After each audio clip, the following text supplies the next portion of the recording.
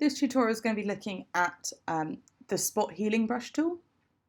It's a really handy tool that has a lot of different uses. So it can of course be used to remove blemishes and spots from the skin, but it can also be used to remove any just kind of little bits of annoying, distracting stuff. So if you're doing portraits, any like stray hairs that are over the face, it's really good at getting rid of. For still lives, specks of dust, things like that. It's really handy and it's actually really quite easy to use. So the first thing you're going to need to do is go over to your toolbar on the left hand side of your screen, and you should see a little icon that looks a bit like a plaster with a dotted kind of circle underneath it. That's your spot healing brush. So we're going to select that, and I'm going to zoom into my image, and you can see that there's a little bit of a crack in the paintwork, which is a bit distracting. So we're going to use the brush on that. The first thing to check is that your hardness is on 0%. So that's going to give you a nice soft brush. It's going to help things blend in. We're then going to make our brush a little bit bigger.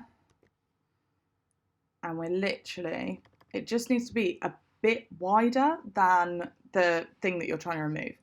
So I'm just going to click and drag down this crack. I'm going to be careful just at the edges. And you can see that it's done quite a good job of getting rid of that. It's not perfect. So I'm going to make my brush a little bit bigger and just go over that edge. And again, where this light bit is.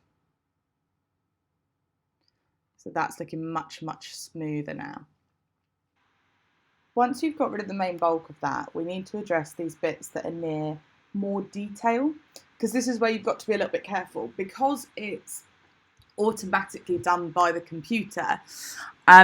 If we were to just do what we did before and drag over here, sometimes it can get a little bit confused. That time it didn't, but sometimes it can get confused and look a little bit dodgy.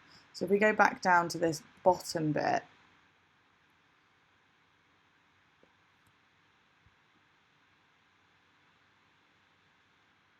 you can see that it's kind of made a little dent almost.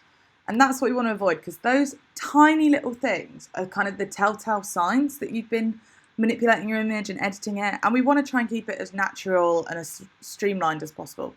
So I'm just going to undo that. Instead, we're just going to make our brush a little bit smaller, go in a tiny bit closer.